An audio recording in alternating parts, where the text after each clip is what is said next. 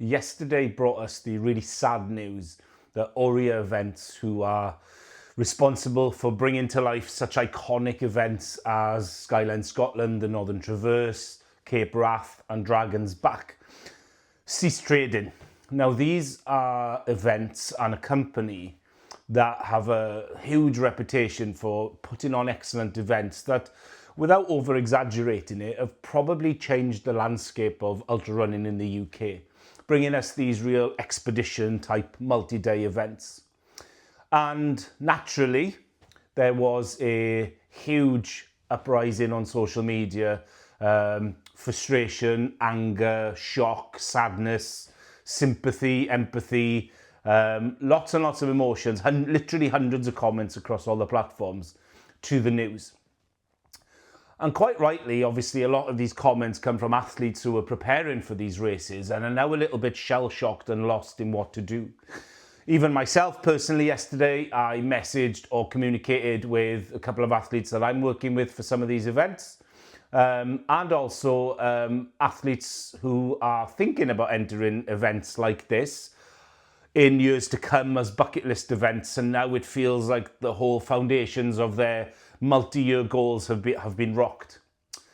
So I wanted to offer some thoughts. I'm certainly not giving generic advice out for everyone here. It's an individual process, but I wanted to share some of the conversations I've had and will have with athletes over the coming days, in case it resonates with some people. Now, of course, the first thing I think we should always acknowledge is to the events team themselves. As a business, huge sympathy to those guys. I can absolutely understand how much time, effort and work has gone in, not only to getting the business to the point it's at, but trying to salvage it in recent weeks, months, years. So I hope they're all doing well. I hope their families are all doing well. And of course, those sort of accessory supporting companies that will also have a consequential effect from the bigger company not being around, because of lost earnings and lost income and revenue through that subsidiary type of event. So they're the people who I think we should be looking out for first and foremost. It's bigger than running, to make sure that they're well and healthy and moving forward with their lives. So hope all of those guys are well. But for the athletes themselves, let's chat options. Let's chat where we are. For me, I think the first thing we should do is acknowledge frustration is okay. It's absolutely fine to be really pissed off right now, particularly if you've got an event that's just a couple of weeks away, as we know some have. There's months, years for many people. It might have been a stepping stone for many years to get to this point. And it's completely normal to be angry, sad, pissed off, frustrated, lost, a little bit sort of shell-shocked in where do I go, what do I do from here? And taking some time, days, weeks, whatever it is, to acknowledge and reconcile that is fine. We don't need to plow through straight away with things. What do you do with that training that you already have preserved? Well, potentially for some of you, it might be that there's a way to salvage it. I'm always a big fan of my athletes, and it sounds a bit of a throwaway line, but I mean it, that the process and the journey is often more important than the race itself sometimes. That's not dismissing races, it's what we train for. But the self-discovery and the individual development often means that we shouldn't hang our identity on one particular race, no matter how much we want to do it or how much time, money and energy we've got invested in it.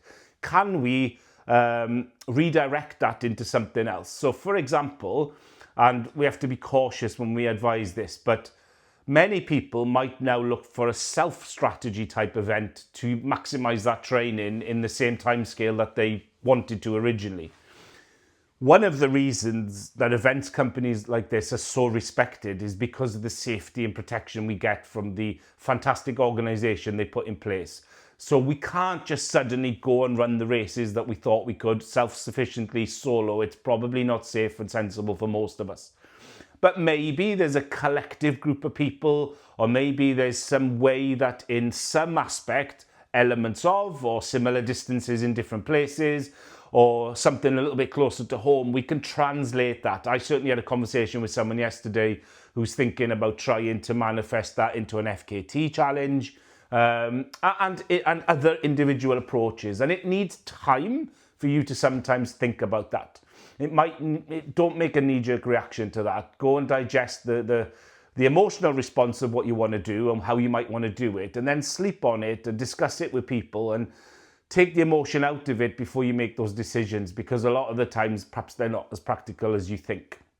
Now that's obviously the people in the immediate time. For those people months, 4, 6, 9 months away from events, potentially, we don't know, and I would never want to speculate, but potentially we know companies like this often get resurrected, either in a reinvestment form or in a new sort of iteration.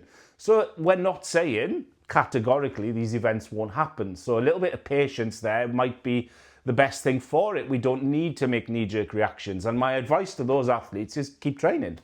Keep training for multiple reasons, because we don't know what will happen. We don't know if we can pivot and shift this training into a different event or take that same approach that I mentioned for the ones with races that are a little bit more nearer. But it might be that we take the pressure off training for a week or two. I've been through this as a coach, I've been through this as a physio with athletes, but I've certainly been through this as an athlete myself. I was one of those unfortunate few that was on the bus, off the bus for so many months during COVID with Marathon des Sables. We had the first event cancelled weeks before we were due to go, despite sort of anticipating it was coming. And then it was shifted back to the October. Some could make that, some couldn't.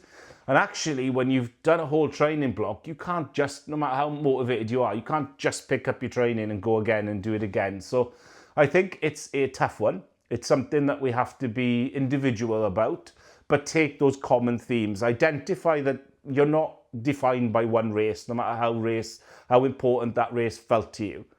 You're not identified or shaped by these disappointments. It's most of us go on this endurance sport journey for decades.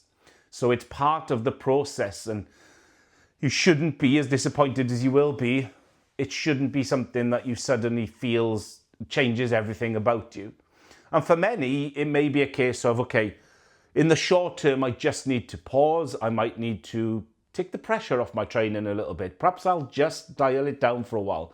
What you don't want to do is stop, because you can suddenly, if your mojo's gone and you just can't be bothered and you find it hard to pick yourself up and continue training in any capacity, the what ifs are, what if this race gets resurrected? And where you had 4, 6 months left to get to an event, now it's suddenly 2 months because you've not been training properly. That's a harder thing and it's more difficult to achieve. You can always potentially find alternatives, as we mentioned. The immediate advice to most people is, if your race is in the short term and you think you're going to try to maximize the training that you've got, which is fine, be logical, be sensible, be safe with what that might look like, both from a practicality point of view, but also a training conditioning point. You train for a certain type of event, a certain type of way, and it doesn't mean we can just jump on anything else. But personally and professionally, my thoughts are with you all today. I completely understand the predicament you all find yourself in.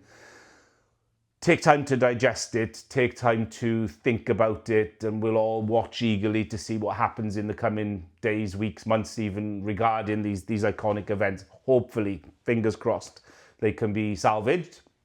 If not, we know other things come along, other things will present opportunities that we never knew about once upon a time, and might end up in the career path of you as an athlete, giving you better or bigger opportunities than you ever thought. We know that it's a sport and it's a world where the journey and the process often outweigh the successes or failures of individual races, and hopefully, as the dust settles, we can all start to frame it that way. To my athletes, who I'm due to chat to in the coming days, I look forward to having a chat with you in more detail and individual specifically with these topics. But if there is anyone watching this who is self-coaching or is not able to discuss these with people and wanted to reach out, I am always happy to grab a call or some sort of correspondence to help share some thoughts and perspective on these type of things.